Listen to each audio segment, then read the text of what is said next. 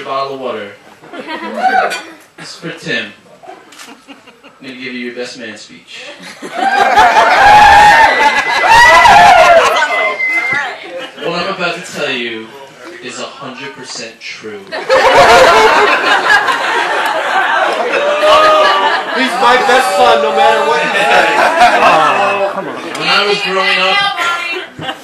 growing up, I followed Tim everywhere. When Tim would ride his bikes with his friends, I would follow him. And I followed him in the oncoming traffic. That explains the message. Is that true? Very sure.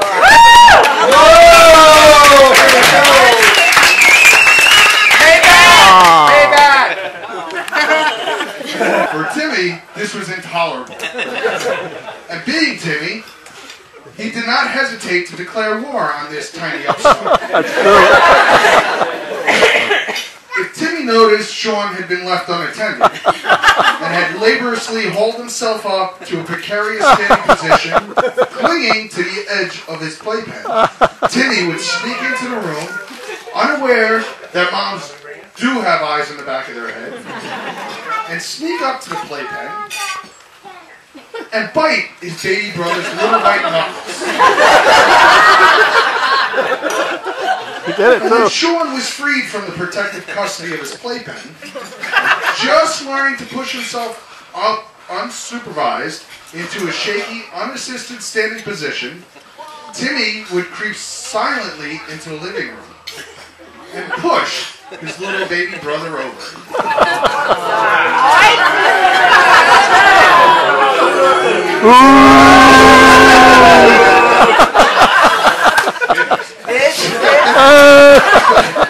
But although Timmy thought he had his feelings...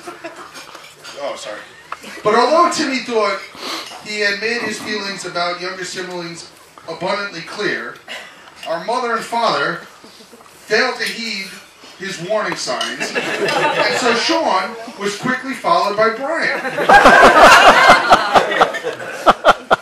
Now Timmy was not just a middle child, he was the middle child. But he was bright enough to realize that he probably wouldn't be able to get rid of two baby brothers. So he was forced to change tactics. If he had to occupy the center of position in the birth order, then he would occupy the center of everyone's attention as well. This campaign took many forms.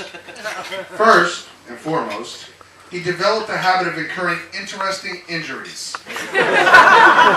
Learning early on that getting his finger slammed in the heavy door of the high school gym would draw ambulances, a 10 of paramedics, and even a trip to the girls' locker room.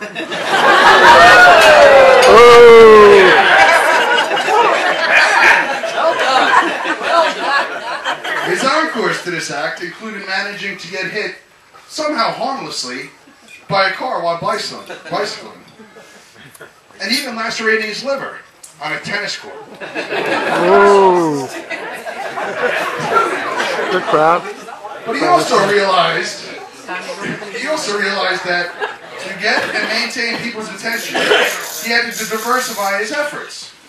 So, in addition to spectacular injuries, he also threw spectacular headbanging temper tantrums. These typically ended with Timmy throwing his belongings dramatically into a black garbage bag and announcing that he was running away from home and storming off into the woods, or at least the furthest edge of the side yard, to stew until he realized that he had abandoned his only captive audience. Fortunately, he never managed to start any spectacular fires, although this was not from lack of trying. In fact, he even managed, at a very precarious age, to get himself banned for life from Rocco's Corner convenience store for stealing matches. Because, as smart as Tim certainly is, he's never been quite as smart as he thinks he is.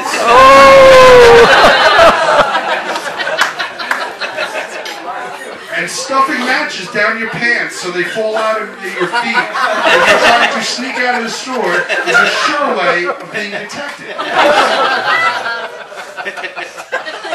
But being banned for life was a rare misstep for Tim, because he was already an accomplished storyteller, always full of colorful excuses and explanations for his transgressions. Indeed, he often made up stories for no apparent reason whatsoever. But fortunately for everyone, Tim was ultimately able to find less antisocial avenues for getting attention. He started developing his considerable music talents, of course, and he also discovered that acting in a drama club was a socially acceptable method of acting out.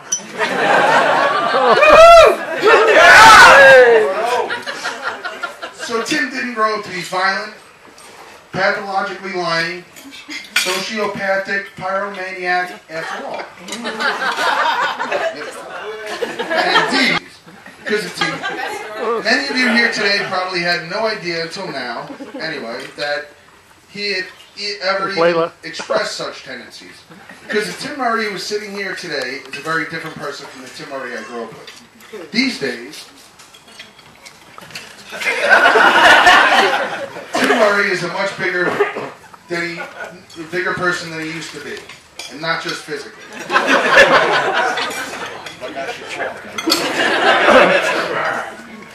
Several years ago, something happened to Tim. Several years ago, he met Bonnie Buckus, and apparently began to realize that there just might be someone more important than he is.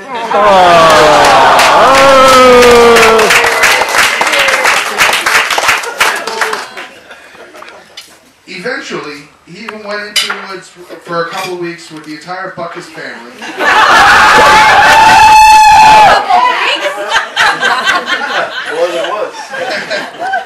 And whether he lost something or learned something from the experience, he emerged such a changed man that his own family hardly recognized him. And since this new Tim Murray still has some of the same dramatic tendencies as his younger self, he raised the stakes considerably a year ago when he and Bonnie introduced my beautiful niece Sadie to all of us. And there really is. Oh, sorry, hold on. And there is really no more convincing proof that Tim no longer considers himself the center of attention than the fact that he got married a month before my wedding last year.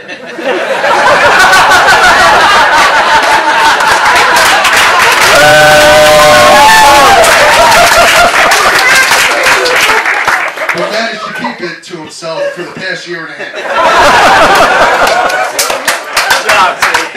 Although he did manage to upstage me at my own wedding with the best man toast that people are still talking about to this day. And so, although I may not be as accomplished a Toastmaster as my brother, please raise your glasses and join me in offering a toast to Tim, Bonnie, and Zadie, and wishing them all the very best that life has to offer.